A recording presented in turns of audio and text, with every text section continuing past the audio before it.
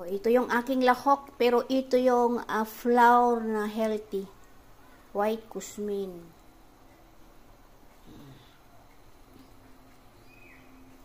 Alam nyo kung tutuusin, mas maganda itong kainin kasi wala itong mantika.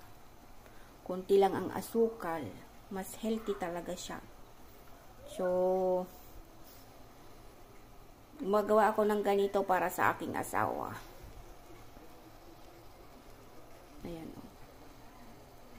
Ganyan lang siya. Ang ganda nga eh. Alam nyo yung bahay ng, ano bang tawag dyan, yung alumpipinig. Yung may butas-butas.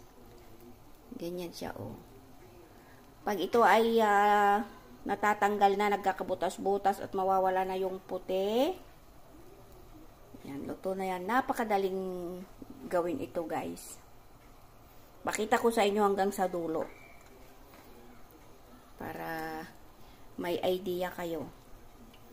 Pag nagbutas-butas yan, talagang maganda yung pagkaluto niya.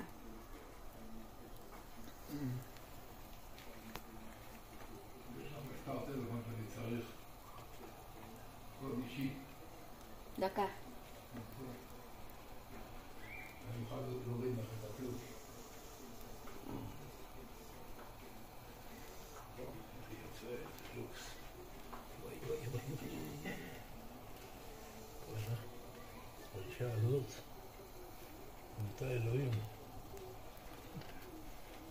May kunti pa. Ayan. Oh, wala na. Kung makikita nyo, wala na siyang puti. Ayan, tatakpan ko lang ito ng 1 seconds. Luto na yan.